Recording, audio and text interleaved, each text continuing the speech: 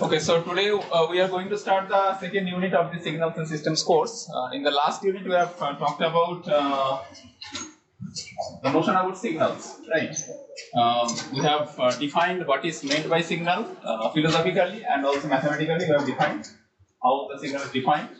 Perhaps you have noticed that signal is basically a mapping from one domain to one codomain, right? So we regard signal as a mapping from a set of independent variables in the real domain to a set of dependent variables in the complex domain.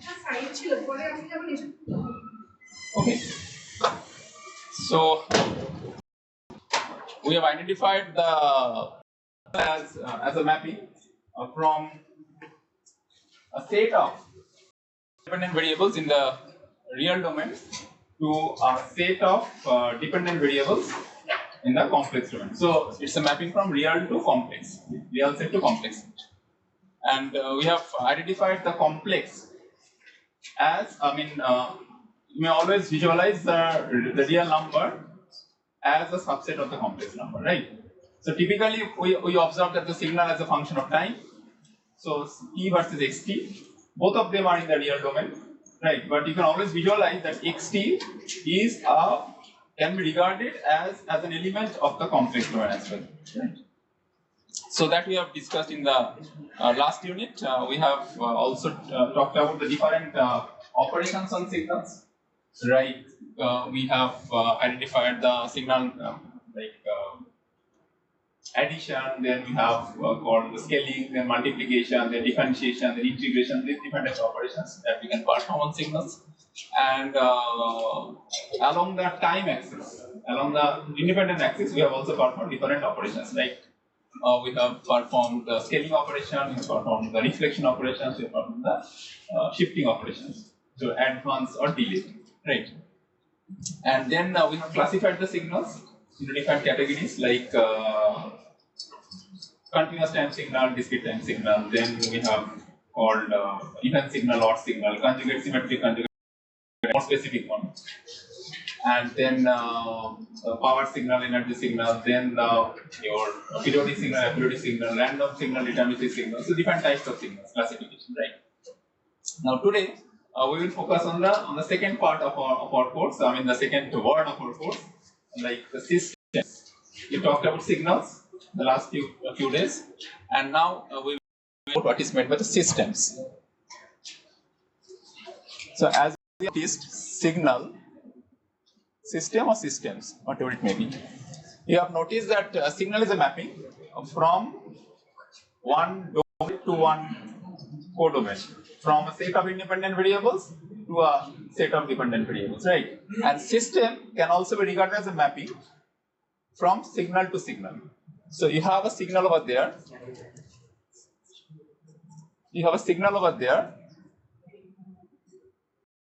and you have signal over here. That means mapping. So systems can also be regarded as a mapping, but is a higher domain mapping, I can consider.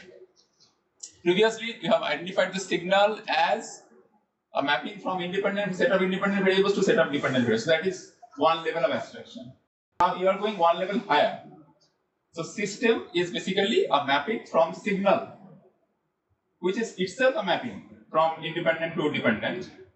So this system can be regarded as a mapping from signal to signal. So more specifically, what I can say is basically it's a mapping from input signal to output signal, and that operation is being performed by system. That operation is being performed by system. That means the system will accept either one signal. It will accept either one signal, and accordingly, or it can also accept more than one signal, either one signal or multiple signals, right? And accordingly, it will produce one or multiple signal at its output. So it's a mapping from signal to signal. So a signal that is being fed, so I can call it, this is basically S. That is a mapping operation. This operation can be regarded as S. So S will accept the input signal. So this input signal can be, you can have this particular signal can be of single dimensional or can be multi-dimensional. As for example, if I consider, say, the audio signal, for example, right? I have generated some audio signal, and this signal is represented in electrical form. I generate some audio signal. Now, this is, you know what is the definition of signal? This is basically an attempt. In my very first class, I have discussed what is meant by signal. Signal is basically an attempt to record, store, and communicate information. Record, store, and communicate information. So when I generate the audio signal, this is also kind of signal generation. I am providing some pressure, right, on my vocal cord, and based on that, some signal is being generated. Audio signal is being generated. And now, what you can do for the sake of processing, you can store the signal somewhere in digital form. You store the signal, audio signal, speech signal. You are just storing that particular signal. And once you store the signal, suppose you are not happy with the loudness level. Sometimes, in a gathering, okay, this gathering is very small, we have only 50 odd students, so it is very easy for me to say without the help of any other electronic gadget. But if the gathering is more, suppose in a room or in a big room, suppose there are, say, 500 students or 1000 students, it's very difficult for me to say only using my vocal cord, using that signal. So what I require? I require an additional system, right? That is needed. What I need?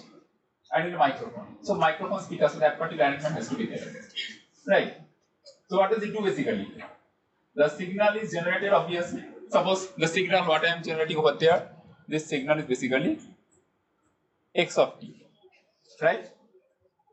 Okay. Now, what is happening now? Now inside this classroom, as you know, you have, say, 50 odd students in this particular classroom. There are 2 or 3 ACs, and the environment is calm and composed. So using the audio signal that I am generating from my vocal cords, that is good enough to reach him. So the purpose of communication is served without the help of any other additional circuitry. Right. So I can, and there is no such noise as such. For example, if you just compare this class, today's class, with respect to the previous day's class, which happened in the 4th floor, and there you don't have any ACs. You have some fans, and therefore some external noises were there, right? But that environment is not this one. So this is a different environment. So now, in this particular case, what I am doing, I am generating the signal, and the signal can reach to you very easily without any such degradation. You can hear it very clearly. Okay. Now suppose let me allow to give this lecture to an audience. Say say for example, if there is a big room, a big auditorium is there, which can have almost say 1000 seating capacities, right? And suppose it is almost full. So it is very difficult for any speaker to say without the help of any other electronic gadget. So in that case, what I need, I have to increase the amplitude of my signal. That I cannot do by myself only, so I have to take the help of some electronic gadgets. So for that, what I require is from xt to I have to make it a times xt. And you have already noticed this one, that xt to a times xt, that operation we have already discussed. Signal operation on signal amplitude, right? Scaling by some factor. Okay, that factor A can be say 10, can be 50, can be 100, depending on the requirements. And this is basically done by the system itself. And that system is well known as an amplifier. What does it basically? It amplifies the signal. The signal that I am generating right now, the signal is not enough to be communicated. Once again, you can always visualize the system. As I've already mentioned, there is an input signal, there is an output signal. So this is a kind of communication, information sharing from the transmission side to the receiver side. And suppose the receiver is not well prepared to accept that particular signal given the channel noise given the environment. So therefore, I have to increase the signal level to some extent. So I require a system. So what does this system do? The system basically amplifies the signal, magnifies the signal, and this amplified version of the signal reaches to the other end, to the receiver end. A simple amplification, that's all. Okay. Sometimes it might also happen that when the signal is traversing from one end to the other end, there are so many noises in the environment. Right? So you have to eliminate that particular noise. Suppose you are recording something. Suppose you are recording an audio clip. Say for example, for say 2 minute audio clip duration, you are just recording something. A piece of song for 2 minutes or 3 minutes. And while you are recording the signal using your mobile phone, say for example, there is a machine very close to that. And the sound that is generated by that particular machine is going to hamper that particular recording process. So basically what you have got, so this is basically an amplifier, as I mentioned. Amplifier can be regarded as a system, obviously. Now you are generating some audio signal, say AT, you are generating. You are recording this signal in a mobile phone, and while you record this one, suppose some external disturbances are coming. As this is election time, and you can expect that some campaign is going on there, and these voices are also there. It's also mixed with the signal itself, right? And you can regard this as the noise component, say AT plus NT. And you'd like to send this information to somewhere else. So what I require, I need to reconstruct this AT. So basically what you are recording AT. Intentionally you are recording it. It is the audio signal. You are recording your voice using your mobile phone, right? Now during the process of recording, some external noise is also there. That is embedded into your audio signal itself. So it becomes AT plus NT. But remember, while you do so, your desired signal is the audio signal, the speech signal that you like to record. And the external disturbances can be regarded as the noise component. You don't want this, but somehow, during the process of recording, this has appeared. So while you transmit this to your friend, so if you simply transmit this one, then what the person feels is basically the summation of both of these, the audio clip as well as the noise component. That's not a good practice. What you need to do, if you have to eliminate that noise, what is your objective? Your objective is not to communicate the noise, environmental noise, the sound that is coming from the campaign itself, election campaign, that you don't want to communicate. What you want to communicate your audio clip, that one, right? So for this, you have to eliminate this one. And ultimately, at the receiver end, what you expect, you should have the approximated version of the audio clip, audio signal. So basically, this is done by noise remover circuitry. So it is another system. It accepts AT plus NT signal as well as the noise, and by some means it will reduce the effect. We cannot completely ignore the noise. Noise cannot be eliminated properly. You cannot say the noise is equal to 0. It's very difficult. Theoretically it is possible, but practically you cannot make it exactly equal to 0. But you can reduce. And how far this is reduced can be recognized by another factor, which is known as the signal to noise ratio. We will study this one in detail when we study the communication system. The signal component upon the noise component, their ratio in logarithm scale, that will give you the signal to noise ratio SNR. Right? And we always want that the signal, this SNR has to be improved. That means if at the transmitting end, if the SNR value is equal to say 10 dB, it has to be say at least 30 dB, 40 dB at the receiver end. That means at the receiver end, your SNR has been improved by 20 dB or 30 dB. Okay. So there is another kind of system. So last day, some of you are telling that we cannot. Okay, we understand the concept properly, but we cannot actually correlate with the physical phenomenon, physical entity, right? So to some extent, it seems like an abstraction. So that's why I have started today's discussion, giving some examples of systems, right?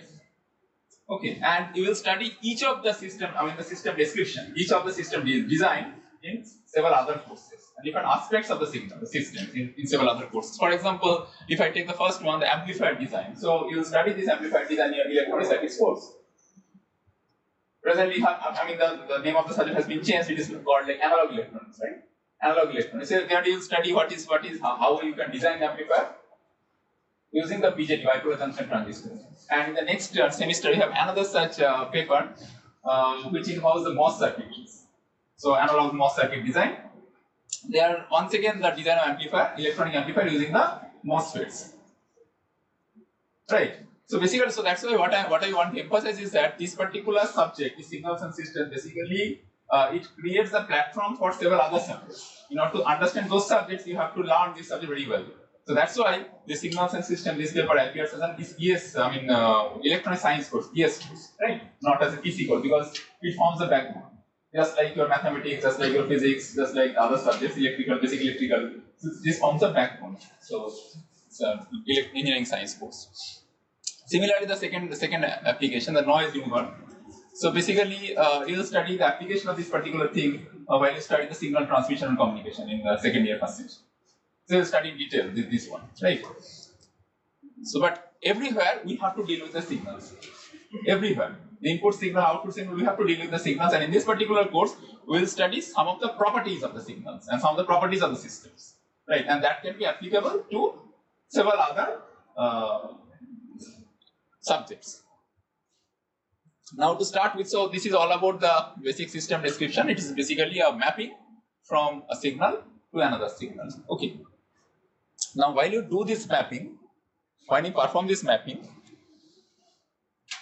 so there are different attributes associated with the system itself. The first attribute is that, say for one second, let me confine my discussion into only the signal, which is a function of time. 1 second. But remember that signal is not only a function of it, it can function of anything. But 1 second, let me restrict my discussion to the signals which are function of time, x of t. Okay. Now there are several properties of the system. The first property says that, to start with, the first property is called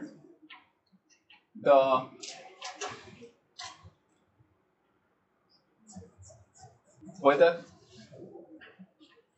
the system that you deal with, whether this system encompasses memory or not. Do you have any understanding about memory?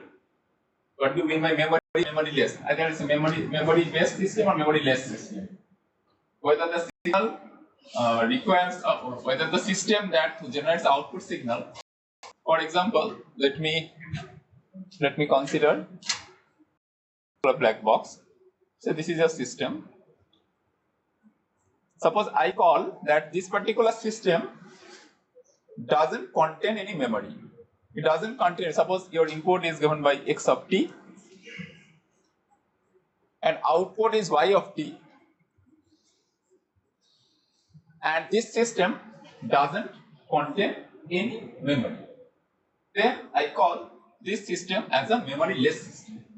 So in terms of memory, so I can also categorize the system into two different classes. One is known as the memory-less system, and second one is known as the memory-based system. One is memory-less, second one is memory-based. So if it is a memory-less system, so can you give me an example of a system which is memory-less? That means your output y of t explicitly depends on x of t. It doesn't depend on any previous values of x of t. That means it doesn't contain memory in it. Can you give me an example of that?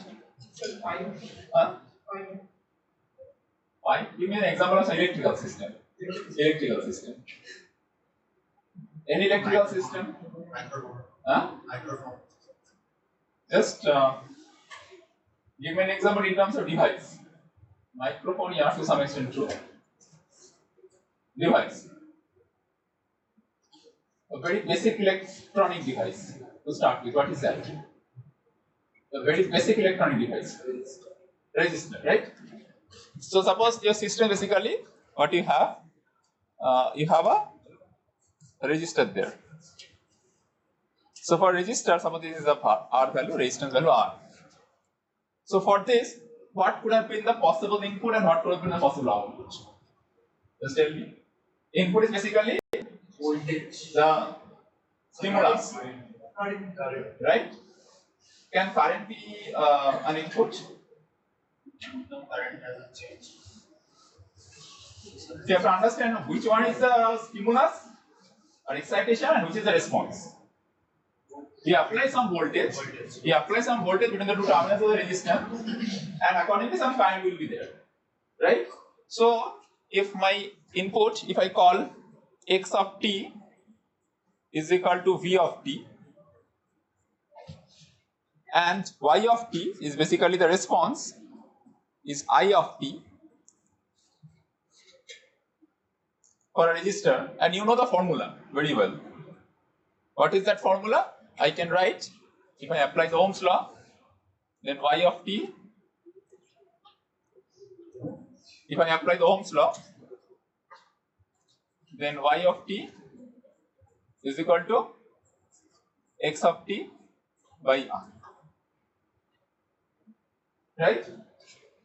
So at any point of time, the amount of current which is flowing is exactly equal to that is exactly equal to the voltage that we apply between the two terminals of the resistor divided by the resistance.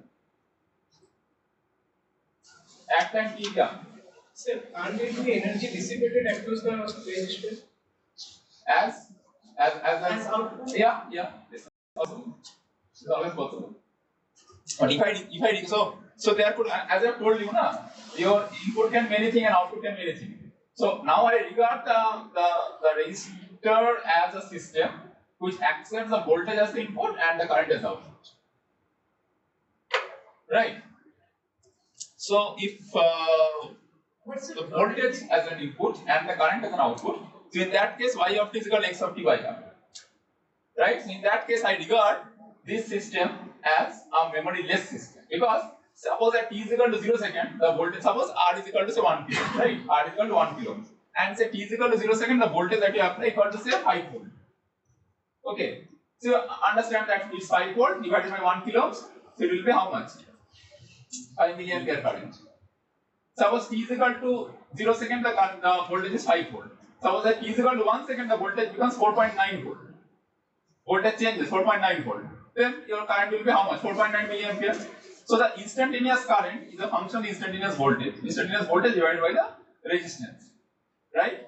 So when I regard the current as my input, voltage as my input and current as my output, so in that case, the system is acting like a memory-less system, right? Now on the other hand, suppose I observe the system, this resistor as a system which produces the energy. Right, energy as your output instead of current only. Right. So in that case, suppose the voltage is applied from say 0 to say t seconds, 0 to t seconds. And what is energy dissipated? At t second, at t is equal to say 5 seconds. So second you have applied different values of voltage, say 5 volt, 4 volt, 3 volt, 1 volt, something like that. Suppose the voltage drops 5 volt to 0 volt, the voltage drops something like that. Initially it was 5 volt, and then 4 volt, 3 volt, 2 volt, 1 volt, then comes to 0. And you have to find out what is the energy dissipated in the resistor. You know the formula, and that energy has to be finite energy, because you know the signal is defined for a particular time and the signal amplitude is also finite, so it will become finite. You know the formula, as we have discussed the formula. What is the formula? Integration over, in that case, 0 to 5 second, 0 to 5 second, then I square into r, I square t into r, but it is, this time it is not constant. It is varying as Vt is also varying. So at t is equal to 5 seconds, when you just compute the total energy dissipated in the last 5 seconds, so that takes into account the voltage that is applied at 5 seconds, at t is equal to 5 seconds, the voltage that is applied at t is equal to 4 seconds, the voltage that is applied at t is equal to 2 seconds, 1 second, and 0 seconds. That means it must contain some memory. So when you visualize the current as your output, so in that case, the system can be regarded as memoryless. But when you regard this, when you consider your output as an energy, or even for a power, Suppose the input signal is a sinusoidal signal, and you would like to find out what is the average power over a single cycle. Right. So in that case, you have to consider all these different current value, I square value, multiply them with the resistance, and then you find out take the summation, then you have a result. In that case, the same system will encompass some memory information. So depending upon the which type of signal you are considering, whether you consider the current as your signal or the energy or power as your signal. Right. Similarly, now suppose I can give two such examples for the. Now let me give you some another example of say inductor. Suppose now you have inductor.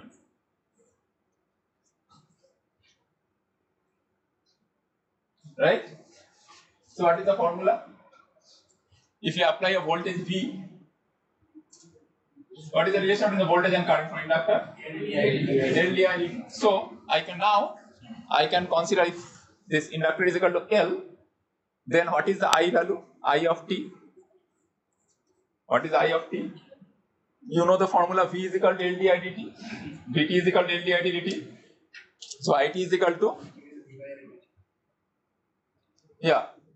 1 by L integration over minus infinity to t v tau d tau. Right? That means if you would like to find out the current value at time t is equal to t naught, you have to consider all the voltages from minus infinity to t naught. That means even for the voltage current representation, that was not the case for a resistor. For a resistor, it is simple V by R. The current is basically V by R. This time, what you require, you have to find out the minus infinity to t v tau d tau. That means all the previous such values of Vt. If I want to measure the current at t is equal to 5 seconds, say for example, then you need to know what is the amount of voltage available at t is equal to 5 seconds, at t equal to 4 seconds, t is equal to 3 seconds, t is equal to 2 seconds, 1 second, 0 second, and all 80 seconds with respect to the time axis. So the present output I of t is a function of the present input as well as the previous input. So in that case, I can call, okay, this particular system contains memory even for current voltage relationship. So therefore, it depends whether you consider what type of system that you are dealing with, whether you deal with a resistor or inductor capacitor type of system, simple devices, electronic devices, and what type of signal that you would like to extract, whether it's a voltage current or voltage energy, right, or voltage power, it depends. So that is all about the memory. With respect to memory, you can visualize the two types of system. One is known as a memory-less system and the memory-based system. Okay, now let us move to the second type of classification. This one is known as in terms of stability, whether the system is stable or not. Stability. Now, before I discuss anything on the stability, let me just tell you what is meant by the bounded input. And this stability and the system description by virtue of the stability has some very beautiful explanation, beautiful correlation with the association with the people. I am giving you the example. So first of all, let me just tell you what is meant by the bound. So when I call out the stability of any system, so you have to understand what is meant by the bounded input. What is meant by the bounded input? Bounded input. So while I will mention the stability, I mean I will try to classify the systems in terms of this particular parameter. Then I have to refer one thing which is known as what is meant by the bounded input. What is that? So I can consider any signal x of t as a bounded, having the bounded value. I can call it as a bounded input if this x of t, or rather mod of x of t, is less than or equal to mx for all t, where 0 less than mx less than can be equal to also infinite. Then I can consider this signal as a bounded signal, bounded input signal, x of t. What is the condition? Mathematically, I can say mod of xt, I am just considering the magnitude, right? Mod of xt has to be less than or equal to a value m of x for all t. For all t is very important. Whenever I would like to characterize these signals or systems, then this has to be true for all such appearances. In our case, since the time is the independent variable, so that's why I'll refer like all t. If space is the for all values of x and y. If both time and space, then for all x, for all t, something like that. So this for all is very important. So as to characterize that particular entity. So if mod of xt is less than or equal to mx for all t, where mx is a positive quantity, strictly positive but less than quantity. Now, had this been the case, then I consider this particular input as a bounded input. Is it clear? What is meant by bound? Now I am just asking you some of the. I will refer some of the input signal that you have already discussed, and you just tell me whether the input is a bounded input or not. And you just tell me what is the bound. So mx is also known as a bound of the input. What is the bound? That's the highest value of the input. So to start with, let us consider the first signal is a sinusoid signal, sine of omega naught t plus phi naught. Is it a bounded input? Bounded. What is the bound? Bound is 1. So sine omega naught t plus phi naught is a bounded input and bound is 1. If it is a naught sine omega naught t, once again bounded input, if bound is equal to a naught as long as e naught is less than infinity. If a naught is less than infinity, then it is bounded. If a naught equal to infinity, then it is not bounded. Unbounded. But frankly speaking, sine of omega naught t plus phi naught is a bounded input, right? Then the second, u of t, unit step function.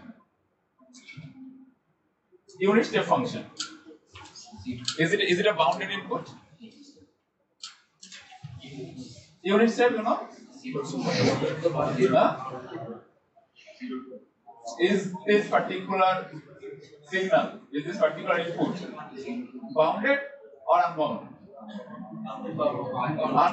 So there is a division in your opinion. Someone if you are telling it's bounded, someone is telling unbounded.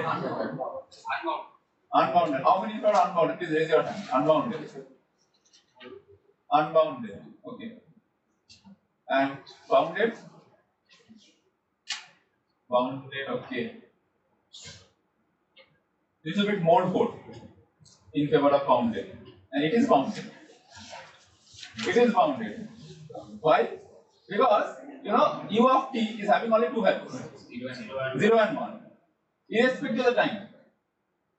Only two values, either 0 or 1. Right? So while some of you have considered unbounded, right? So why? Which has motivated you to call it unbounded? Ut exists for all t, that's true. But the value is fixed. 1. 0, less than t is less than 0 is 0, less greater than 0 is 1. So 1 is obviously less than infinity, so it's bounded.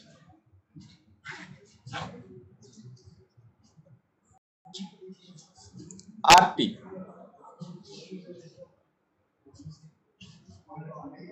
RT. RT, ramp function we discussed last day. RT is unbounded. RT is because if t is equal to infinite, then RT is equal to infinite. What is RT? RT is basically RT equal to t. What is the definition of RT? RT is equal to t. So as I mentioned that mx mod of xt should be less than or equal to mx for all t. For all t. So for all t means it encompasses 0 time, negative time, positive time, infinite time, everything. Now for t equal to infinity or t tending towards infinity, u of t is equal to 1, but r of t is equal to infinite. You understand now? Here. Okay. And I'll finish it by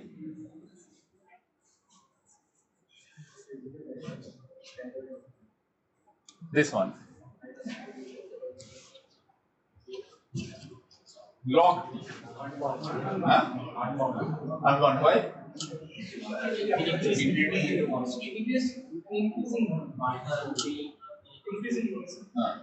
Not for increasing function. You have some values of t. You have some values of t for which this log e of t is equal to infinity or minus infinity. So don't find in mx for which this condition is right. So you understand what is meant by the bounded input. Now come to the point in terms of stability. Now there are certain systems.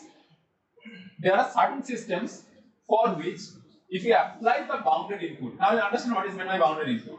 So there are certain systems for which if you apply the bounded input, the output is always bounded. Try to understand the point. There are certain inputs, certain systems for which if you apply the bounded input, the output is always bounded. Okay? These type of systems are known as the bounded input, bounded output stable system, or in short, BO stable system. So there are certain system. This is a system over there. Now, if I apply bounded input over there,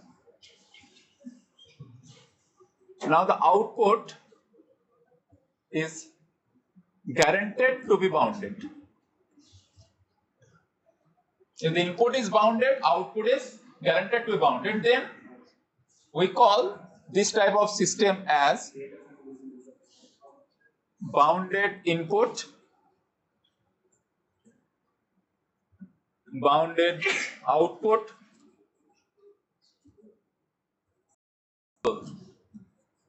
or in short, this is also called BO stable system.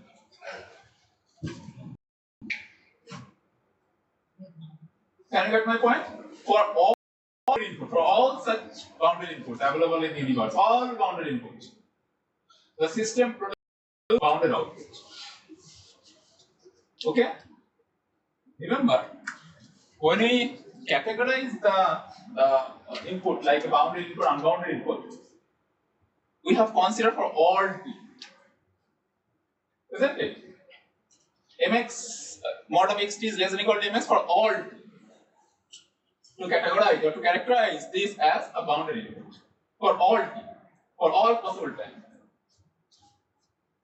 So now we would like to apply the same thing in the context of system. So had this been a bounded input, bounded output stable system, so I have to check that okay, for all possible bounded inputs. It's not that that is true for only one bounded input. So I must emphasize that for all bounded input, the output is always bounded for all such bounded inputs. And now you understand how the system is a mapping from signal to signal. This is a sixth signal x of t. What is the independent variable? What was the variables in the domain? Basically t. Signal is basically what? Signal is a mapping from t to x. Signal is mapping from t to xt. So whether this x of t is a bounded input or not, I have to check for all t. And that's why this r of t succumb to unbounded, because for t equal to infinity, this r of t is what? R of t is equal to infinity. So that's why it is not a bounded input. Unlike your sinusoidal function or the step function. Okay. Now, when I categorize the system, Since it's a mapping from signal to signal, so when I categorize the signal, I have to focus on the independent variable, the input. That is the time. And when I want to categorize the system, I have to have a focus on the input signal. So if the system is a bifostable system, then for all such bounded inputs, the output has to be bounded. Even if you find that okay, there is one bounded input for which the output is unbounded, then it is not a bifostable system. And you get my point? Now I would like to give you the analogy. That is all about the system and signals perspective, and now I would like to give you the analogy with respect to the people. So let's call, let's have, since we have mentioned two types of system, bifostable system, unstable, and let me finish it up before that. So that is all about the bifostable system, and what is unstable system? What is unstable system? That means you have some bounded input for which the system produces some unbounded output. Okay, at least one bounded input for which the system produces unbounded output, then I call the system as unstable system. It's not bifostable system. So bifostable system is what? For all bounded input, it produces bounded output, and if the system is not bifostable, unstable, that means you find at least one bounded input for which the system produces unbounded output. Okay. So now let me give you the analogy. So since the system can be categorized into two different classes, one is a bifostable system, second one is a unstable system. Similarly, I can also visualize the people as a system, the human being as a system. Say, let's call it like a group of people, like a reasonable people and unreasonable people. The logical people, rational people, and irrational people. Right, two types of people over here. One is one can regard it as a set of people like reasonable people, and then the unreasonable people. Okay. Now that's this particular description is having a very good analogy with respect to stability. So reasonable persons are whom? Reasonable persons are those persons for whom if you behave with them reasonably, if you behave with them politely, it is guaranteed that you will be getting some reasonable response from them. Isn't it? There are some persons who are reasonable. That means if you behave politely with them, if you behave decently with them, you expect the same response from them. So that behavior, that reasonable behavior, that decent behavior, the sober behavior, you can visualize as a bounded kind of input. Now, if you tender this particular input to a reasonable person, it is expected that you will be getting some reasonable response from them. Right? Now, suppose you provide or you be unreasonable. You behave unreasonably to a reasonable person. You behave unreasonably with a reasonable person. The person is rational, decent, reasonable person, but somehow you don't behave with him or her reasonably. Rather, you behave arrogantly with them. Right? What could have been a possible response? You behave unreasonably with a reasonable person. If the person is reasonable, you behave reasonably, you'll be getting the reasonable response. Decent behavior, decent response. But suppose you behave unreasonably with a reasonable person. What could have been the possible response? What is your say?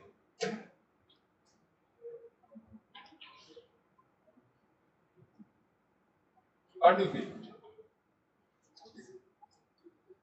From your experience, you can tell me. Huh? No response. Unreasonable. So one answer is unreasonable. Huh? Yeah. Because Gandhiji is reasonable. And that depends.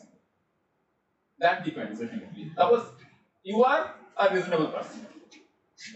You are a reasonable person. Yeah, and the answer, I mean, that example is perfectly okay. One on one cheek, another slap on another cheek. That is a Gandhiji. Isn't it? So he was a reasonable person. He was a reasonable person. One slap on one cheek, and you just, yeah, please. Another slap on another cheek. But nowadays, the system has changed a lot. One slap on one cheek, one slap on his cheek or her cheek. But the person is reasonable. Now it depends upon with whom you are dealing.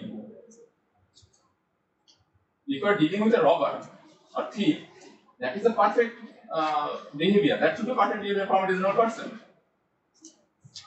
Suppose some robber, some thief has come to your house to get all your belongings. What will you do? You should catch him and ask the police. That's not an unreasonable behavior. That's reasonable behavior.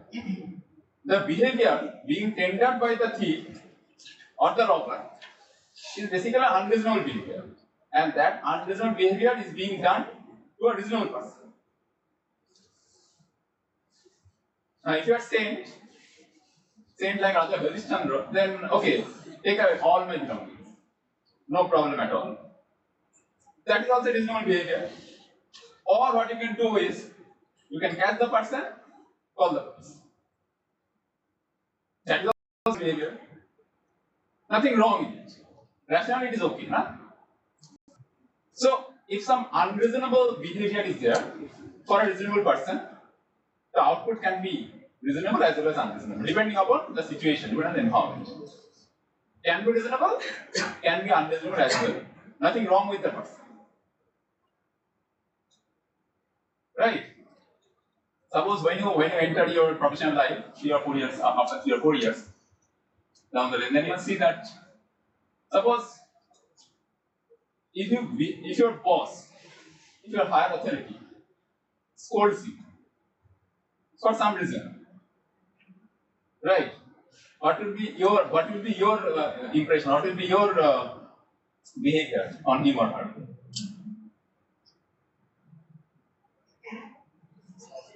Huh? Leave, yeah.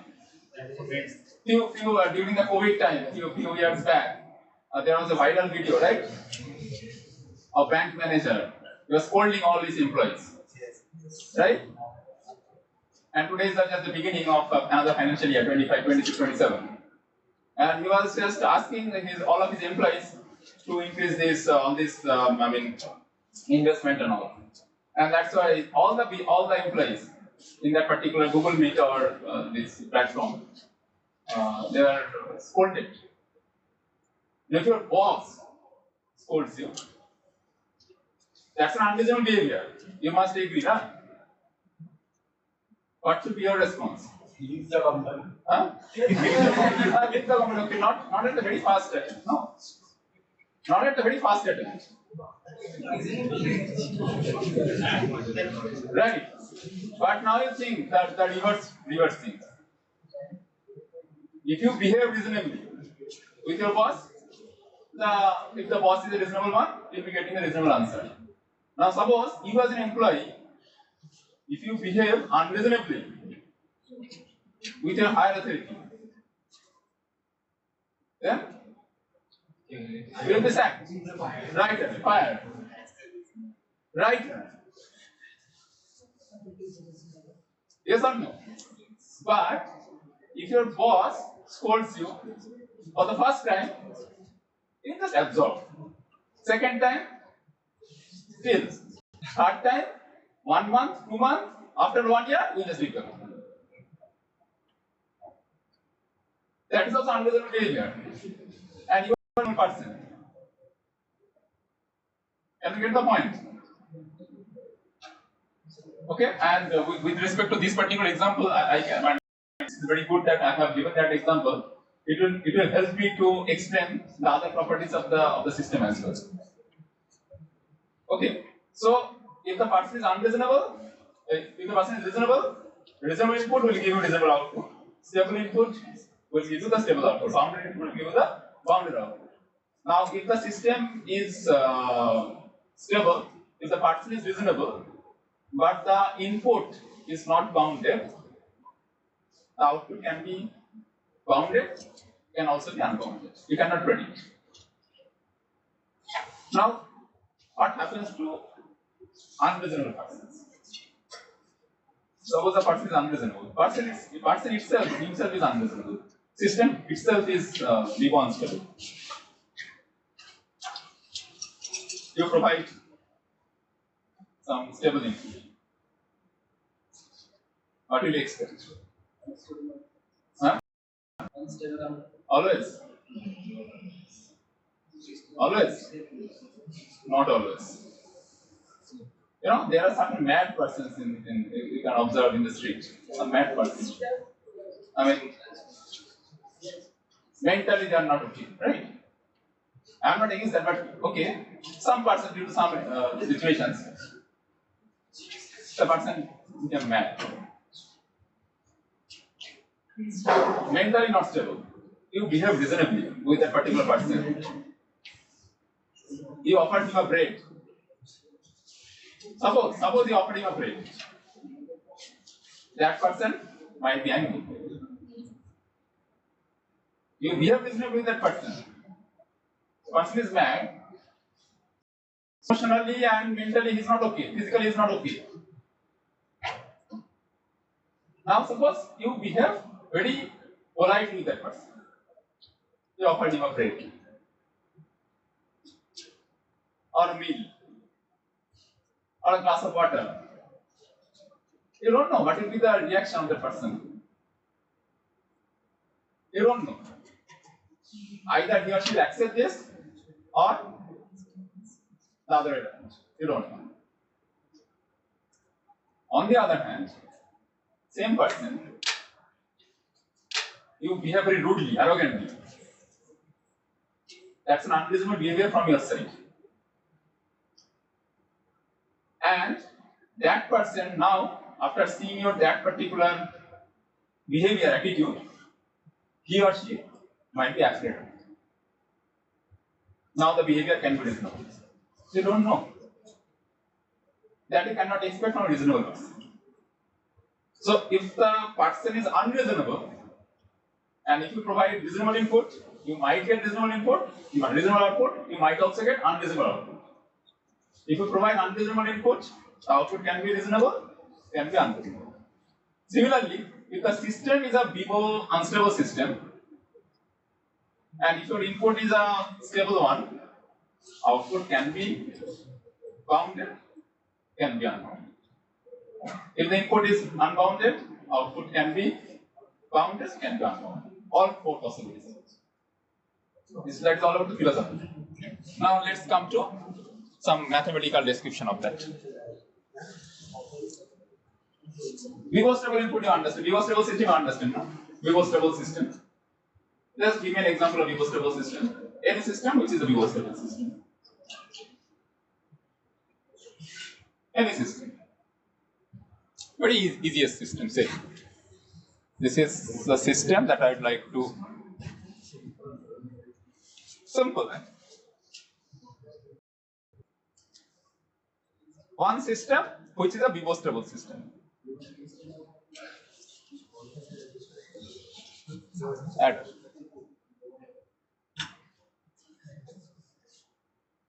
Add. You have two inputs or more than two inputs. Suppose here you have the input as xit and output as y of t.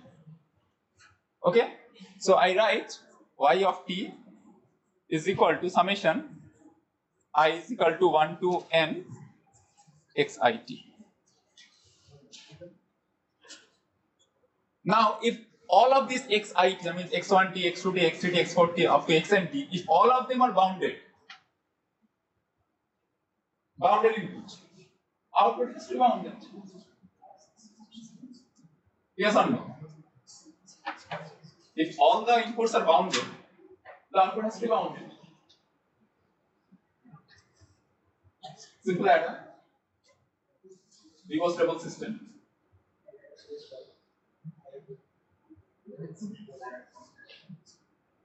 Can you find one such example, one such instance? Because when I want to characterize the system, then this for all is very important. If I want to prove something, for all is very important. And if I want to disprove something, then one counter example is good enough. Okay. So if all the xi's 1, 2, 3, 4 up to n, if all of them are bounded, the summation is also bounded because it is summed up to n number of such instances. So it's a reverse stable system, adder system. Okay. Now let me just ask you another system. Suppose y of t is given like t of x of t. One system for which output y of t is given by t times x of t. What is your call on this system? Is it a reverse stable system or Vivo unstable system? Y of t is equal to t of t times x of t. Why unstable? So what? So if you have to disprove, no, it is not a reverse stable system, then you have to give one counter example. Okay? I am providing a bounded input, but see, the system produces unbounded. See, look, I provide some. I have offered a meal to that particular person, but he behaved arrogantly with me. So this person is not at all reasonable. Right? So that you have to prove. You have to provide one such instance where the stable input, bounded input is given, but the output produced is unbounded. Just give me that example, then I will be convinced. Yeah, this t equal to infinity. So what? T equal to infinity. Who has step? You. Yeah. If x is a step signal, suppose x of t.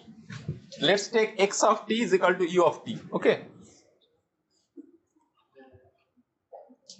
T is equal to infinity will not work only, because if t is equal to infinity, xt can be 0.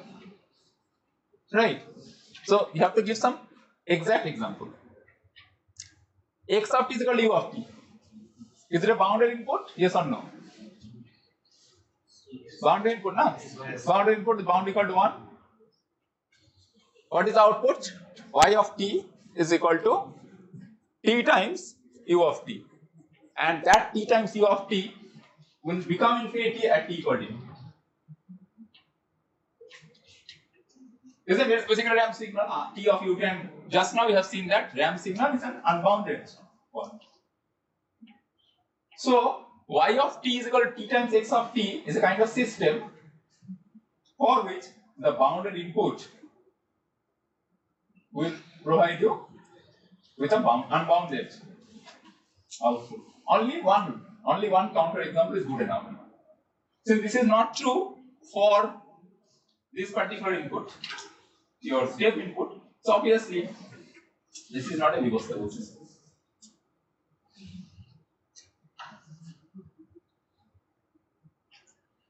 Can you get the point? Now let us take another example and you tell me what should be the type of the system. Y of t is equal to 1 upon x of t. Y of t is equal to 1 upon x of t.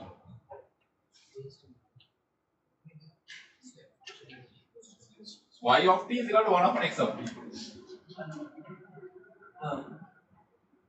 Reciprocal. Step function at t equals to c. Step function at T equals to c. yeah. Step function at t less than 0. T less than 0. Y t is equal to 1 upon x of t. You give x of t is equal to u of t. X of t is equal to u of say t plus 1. U of t plus 1, right? That means it is applied at t is equal to minus 1. What will be the output? Unbounded. Output is unbounded. Right? So you give some bounded input, you get some unbounded output. Okay? And the final example that I have given to you, that okay, the person is mad, somehow mentally unstable, and we behave very rudely with that person. On the other hand, what do you find? You find the person is behaving very nicely. So system is zero unstable. Okay, and you provided some unbounded input, getting some bounded output. Possible for this system, y is equal to 1 upon x of t. Yes. What is that? What is that example? You give x is equal to r of t. You give x is equal to r of t. Now, if x is equal to r of t, x is equal to r of t. Now, at t is equal to infinity, this signal r of t is becoming unbounded, right? But y of t is becoming 0. So at t tending towards infinity, x of t becomes unbounded, no longer a bounded input. However, y of t is bounded. So if the system is not a bifostable system, then you cannot say what will be the status of the system. I mean, what is the status of this output? Unless until you know the exact input. This is not true for a class of input. Okay.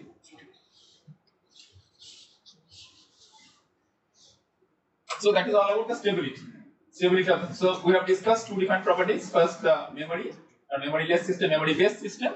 Then the whether the system is stable or not. Okay.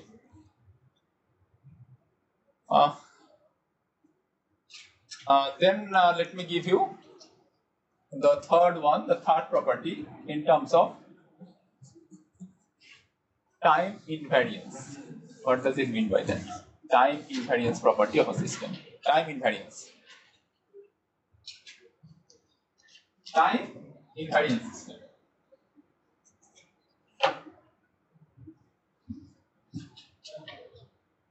So what does it imply?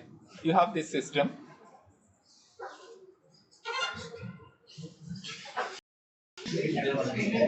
Now, suppose your input is x of t, output is y of t.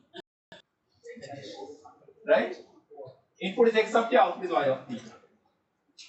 Now, what you do?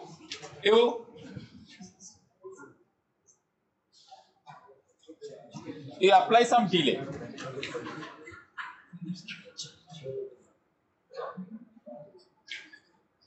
You understand what is meant by x of t minus t naught?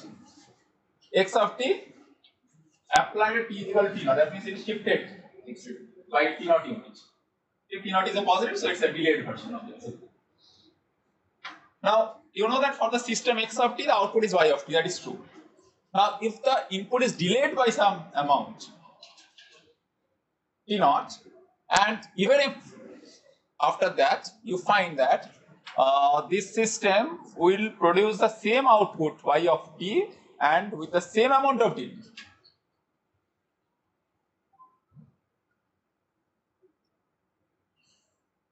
Then this is known as a time invariant system. That means the system, the behavior of the system or the response of the system doesn't depend on the time at which you apply the input. It only depends upon the type of input. If you apply the input as x of t, the output will be y of t. Doesn't matter whether you apply the input at t is equal to 0, t is equal to t naught, t is equal to t naught, t is equal to x dash, t dash, t is equal to t naught, it doesn't matter. The only thing that matters is the type of input. Whether you apply x of t or you apply say a of t or b of t or c of t, accordingly the output will get modified. It doesn't depend on the time at which you are applying. So it is basically invariant, insensitive. It is insensitive to the time at which you apply it. Right? If you apply the input at t is equal to t naught, or if you shift the input by t naught by an amount of t naught, the output will be the same output y of t and shifted by the same time instant, what t naught.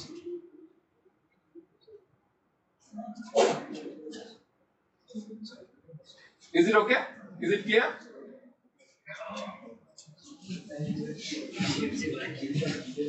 Any doubt?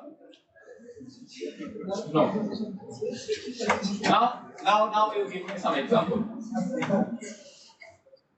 Now give me some example. Practical example. Not mathematical. I'll come to that. Practical example of a system, which is, and if this particular property is not obeyed, then obviously it is time variant system. If this property is obeyed, then time invariant system. Suppose you apply x of t minus t naught, and in return you apply x of t minus t naught. You apply x of t minus t naught, but you are not getting y of t minus t naught. You might be getting, say, y dash t minus t naught, or you might be getting like y of t minus t dash, something like that. That means the system is time variant. It is not a time invariant system. Now give me some examples. That example you have given. Let me pick up that example. That your boss scolds you for the first time. For the first time. What should be your behavior? Nothing. Nothing. Externally, there is no such change. You stay in that particular company. First month, nothing. Second month, nothing. Third month, what will you do? You will come to the office, say, after 1 hour.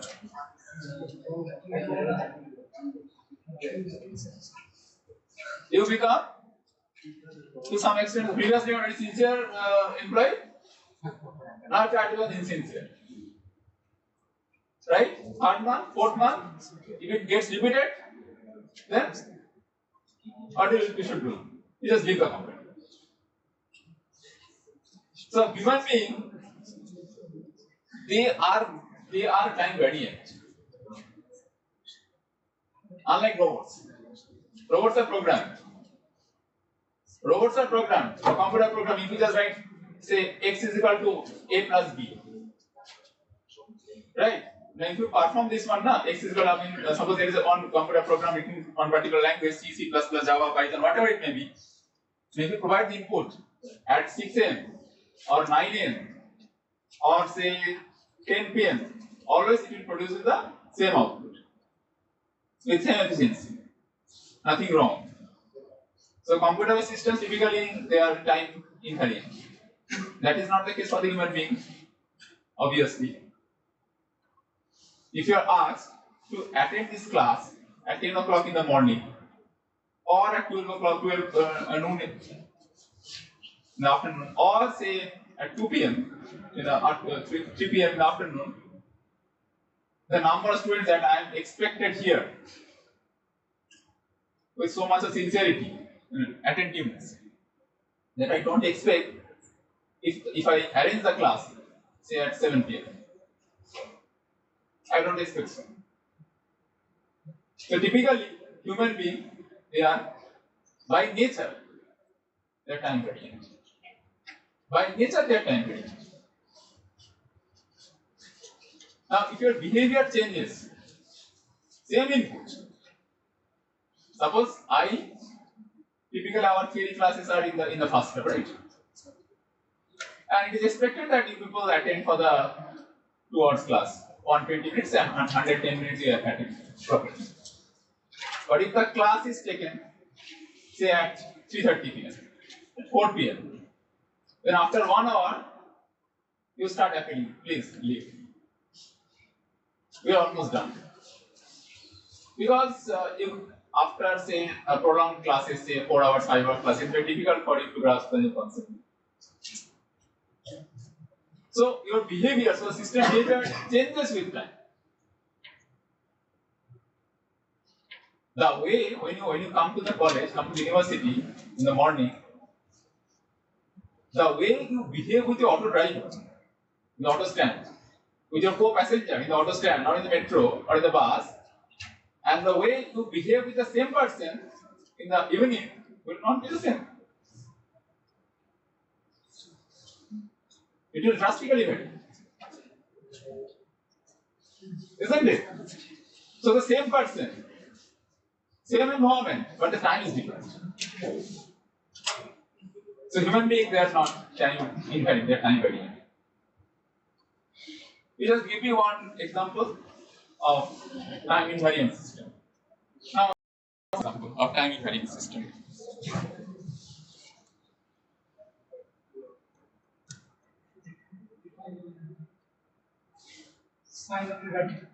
Yes, I know what is a signal. Just tell me the system description. Y of t is equal to something. Y of t, if I call like y of t is equal to,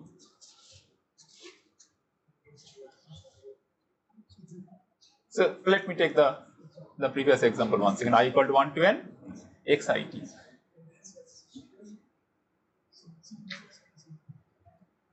What about this system? Simple adder. Y of t is equal to summation I equal to 1 to n xit. Is it a time variant or time invariant system? Basically what it does, it adds all the signal components and produces the result. Doesn't matter whether you apply at t is equal to t naught, t is equal to 2, t is equal to 3.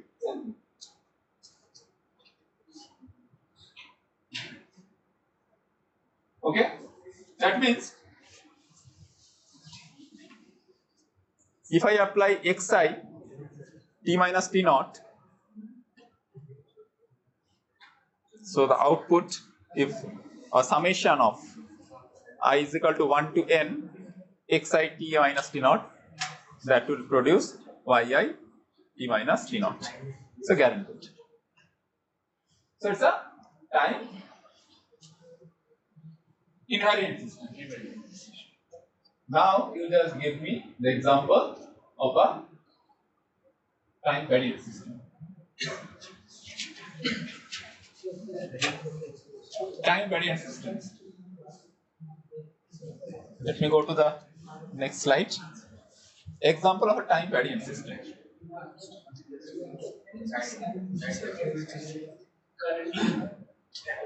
Let us take y of t is equal to t times x of t, the same system description. Y of t is equal to t times x of t.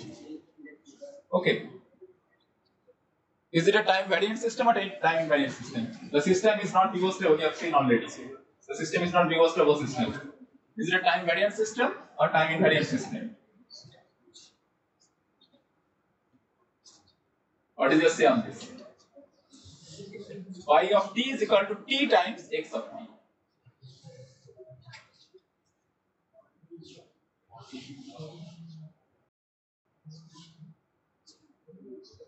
Suppose we apply the input at t is equal to t naught.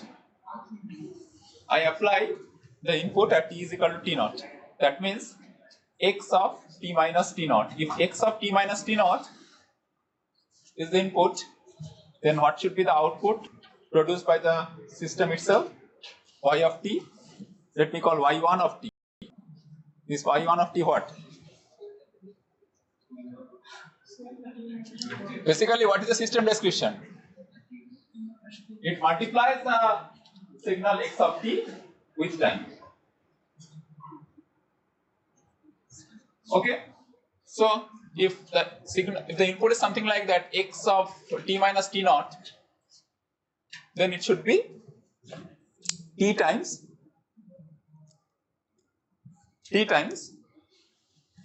x of t minus t naught. y1 of t. Now, if this, and you know that if x of t is the input to the system, then output should be y of t, that is equal to t times x of t.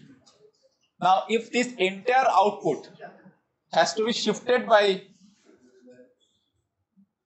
t naught,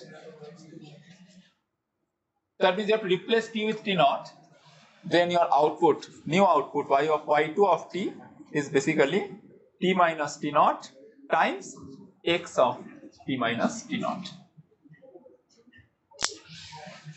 And it is quite obvious that y1 of t is not equal to y2 of t. So the system is not time invariant, rather it is a time variant system.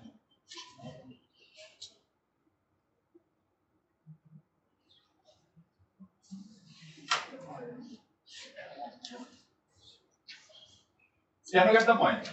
Now let me conclude this one with an even more comprehensive understanding. Let us take, you have got this system y of t is equal to t times x of t. Okay. Let us take x of t is equal to u of t.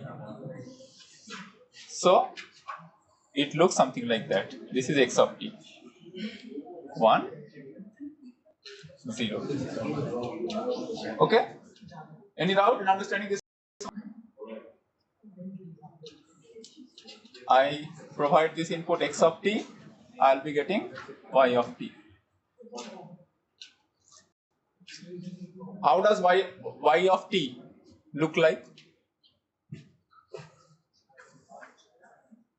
How does it look like, y of t?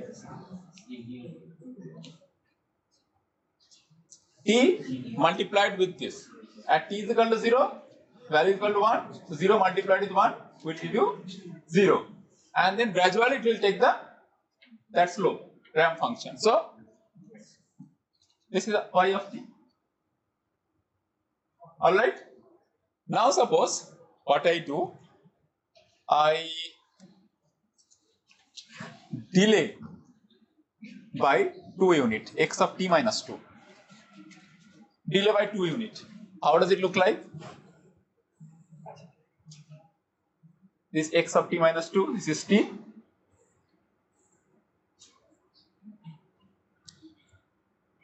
Alright? Okay, now.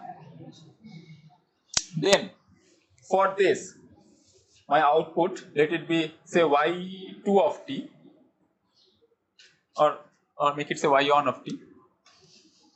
Make it y1 of t.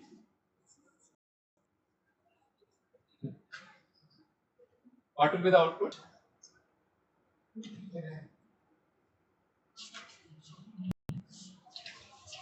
This is 2, right?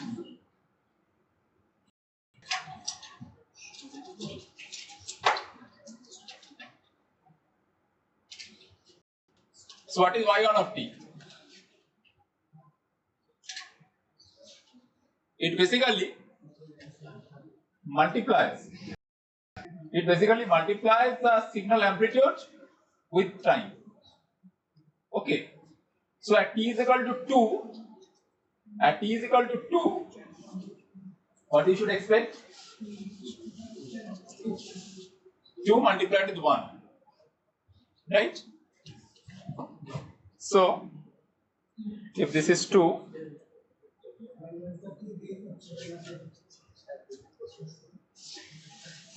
okay?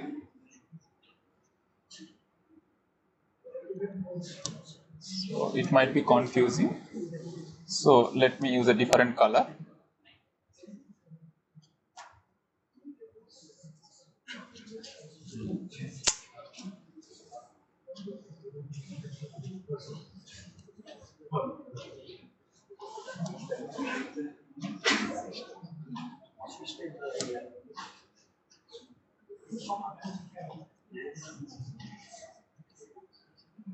Okay? This is y1 of t. when you apply the input as x of t minus 2. Now the question is that if I shift this output by 2 unit, if I shift this particular output by 2 unit, shifting by 2 unit, I mean t to t minus 2, t to t minus 2, will you get this? No. If you shift this by 2 units, then it should look like this one. I call it y2 of t,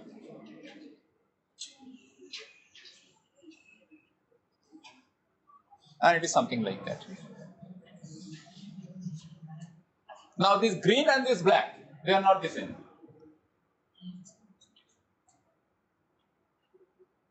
Isn't it? So it depends at which time you apply the input.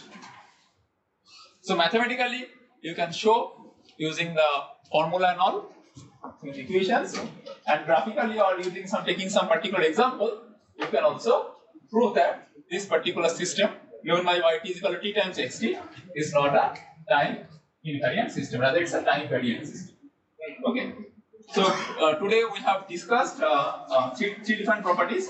One is the property associated with the memory. Second one is the stability, and finally the time invariance property. Okay. So let me conclude here today.